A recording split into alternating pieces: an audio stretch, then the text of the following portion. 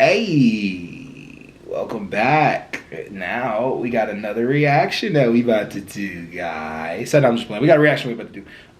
This one's gonna be Charlie Kirk, is diversity killing merit in America? Charlie Kirk on DEI. Is diversity killing merit in America? That's a good question. Let's see. I wonder what he thinks. I don't think so.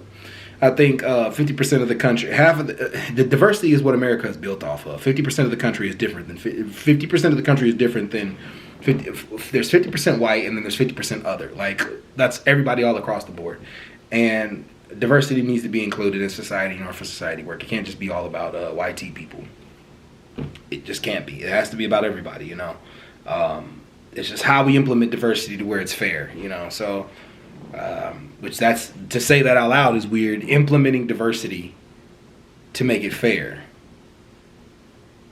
It's diverse, so how can it ever really truly fully be fair? Even if we had a meritocracy, you would have people that would hire people based on not even skills. Like people would think it would be skills, but it would be based on what they feel about the person. You know, that's what people fear when we talk about DEI. People want fairness within hiring practices, and programs that help each other, like schools. You know, fairness within these areas. But let's get right into it. See what they say. My name's Layla, and I've recently watched 3 videos of yours, Best Top 10 Charlie Kirk Debate Moments of 2024, Students Enraged that I Say College is a Scam, and 10 Unforgettable Charlie Kirk Debates that Shook 2024. And I picked 3 different topics that I think are important to me, which comes down to immigration, affirmative action, and DEI, and college is a scam. But the one I want to talk to you about the most is... You know, Charlie Kirk this year has done a really good job. He's been surfacing a lot in the media, so you got to give him credit on that. Affirmative action and DEI. And in these videos, you have said, quote for quote, white males have high test scores, white males shouldn't have to be penalized. You did acknowledge and say that people of color come from lower socioeconomic backgrounds that do not prioritize education much. But instead of making a suggestion on how to help those communities and continue to build those communities up, you continue to say that our institutions are becoming less excellent. And I'm confused as to what your definition of excellence is. Is that because white males aren't necessarily, in your opinion, getting accepted as in a higher rate, even though they technically are, because 41% of college admitted students are of the white race? It should be higher than that. Yeah. Based on what? Where are you getting the statistics? I just want to understand. It's a good question. The Supreme Court did a whole case on this, and it ruled against affirmative action, and we saw the books of Harvard. So I don't want to cut you off. May I know for future reference so I can understand where you're coming from and get more context, could I know the Supreme Court case? Yeah, so the name, 2.5 years ago, I think it was something out of California. Someone look it up. You could use Grok or ChatGPT. If somebody could please look that up for me. Thank you. So we saw... I'm glad she asked for the case, because that's when you really know if somebody's telling the truth or not. Like, he is well rehearsed on his information, and maybe we may find it. We'll pull it up and we'll talk about it. But 41% is still the highest admission of any ethnic group. So you want it higher, and it's just like, okay, well let's figure out what he says though. I don't know. It's just weird. Saw the data out of Harvard. Harvard was the test case, and effectively approximating, but a white male had to get about a 30% higher test score to even be considered than an equivalent black student. And when was this? Over 30 years. Yeah, I think so. Yeah, I think so. So basically for a black student, they could do 30% worse on their standardized scores than an equivalent white student. And you don't think that has any outside factors to do with it? Well, that's not the point. The point is whether or not... But how is that not the point? Because I don't believe we should accommodate based on outside factors. You do. Well, I do, because I believe in progression. And I feel like you have stated in multiple of your videos, which I do have a quote... No, fair enough. I'm just making sure we understand we disagree. I don't think we should change the rules of the game to accommodate... What were the rules of the game? Well, the rules of the game are that you should be treated fairly and equally, right? For sure. That's an American principle. And I agree with that completely. Got it. So, therefore, a white male should not be treated differently than a black male. But when you come from a different... Doesn't matter. But it does matter, though, and that's the part where people want to have that question with you, Charlie. We don't disagree that white males shouldn't be treated any differently, but what other way can you implement it to where other people can come into society and it be fair? Like the game is rigged. 400 years of no education for one group of people, then another 50 years of being denied education. That's the segregation era. And then now, they're allowed in and they have to compete with 400 to 50 years of education. That, to catch up to that is a lot more complicated. You know what I mean? So, how do you implement programs to where you can help them catch up? The only way that, they would be able to actually play the game that is meant to be played today is for something to be put in front of them to where they can catch up. Either shared wealth or something, but... I don't know, these weird psychological games that I feel like sometimes conservatives play, it kind of gets on my nerves. Like the psychological game of nobody should be treated different based on the color of their skin, and they're only saying that to say that more places should have more white people in them because of this reason. And it's well, the reason why they're rolling back on that is because they're not rolling back on it, but the reason why they're trying to add more people in is because they're trying to give people the ability to not be judged based off the color of their skin, give them the opportunity. But that's rolling back. It throws you all over the place, man. This is a great conversation. I like this. Equal treatment or not. It's not whether or not you were said mean things when you grew up or whether your dad was a gangbanger. Doesn't matter. Well, I'm not saying that's not the outside factors I'm talking about. It doesn't matter what the outside factors are. But can I explain where I'm coming from? But understand, I'm going to finish and I'll let you talk. Okay, Equal treatment is regardless of any sort of sob story you could put on before it.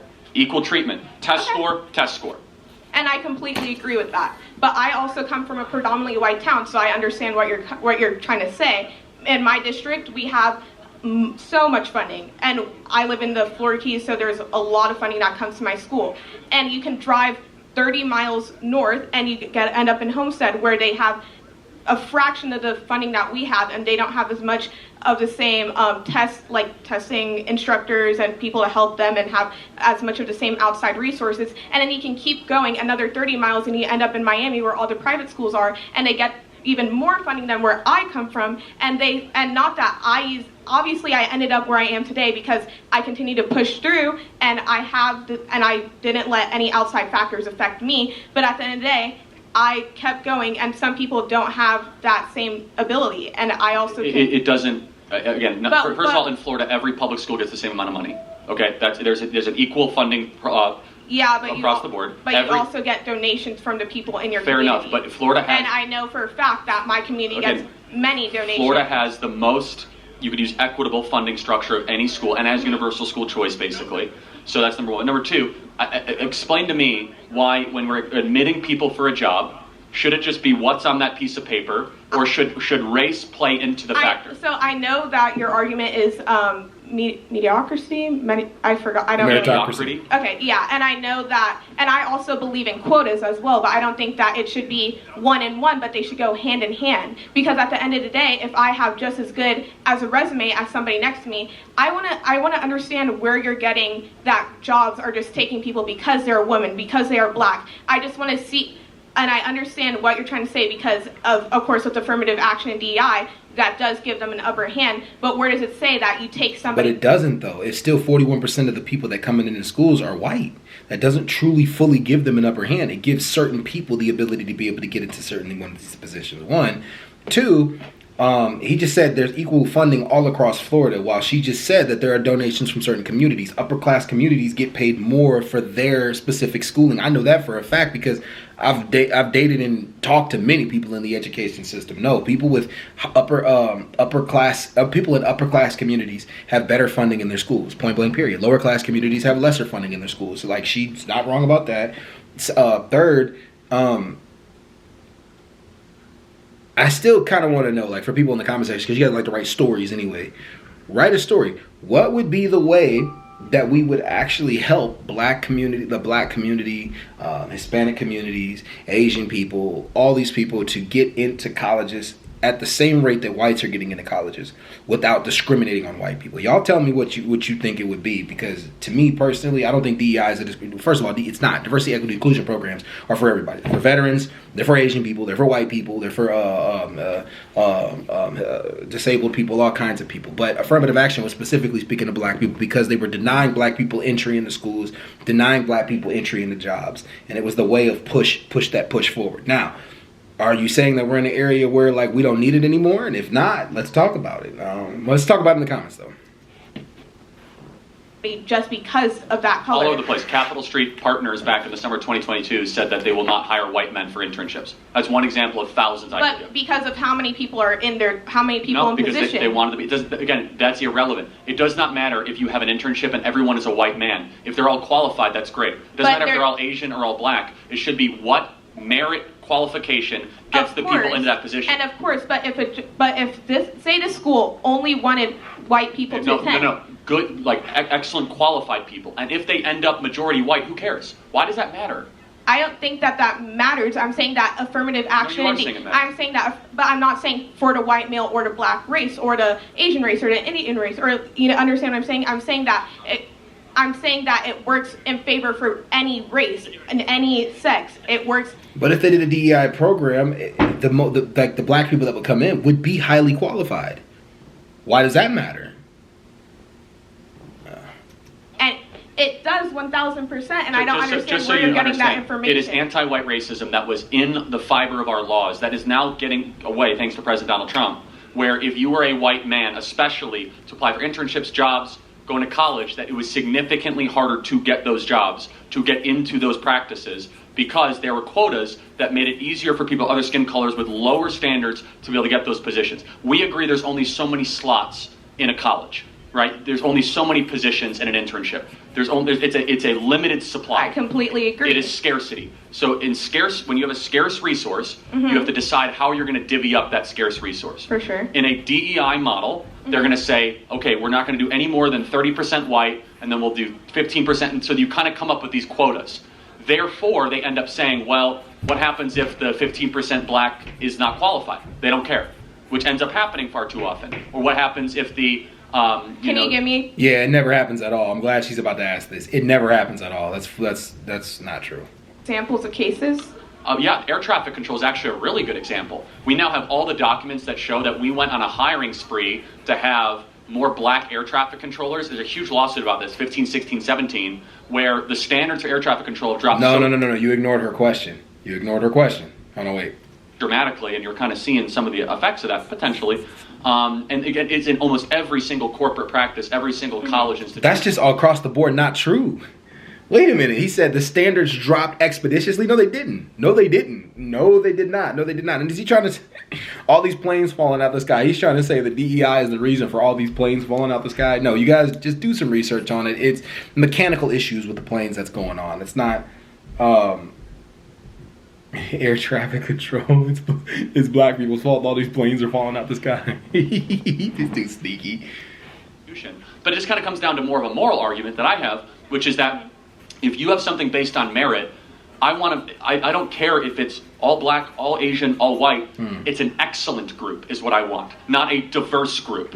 I care about excellence, not diversity. Because I do not believe diversity is a strength. I believe unity is a strength.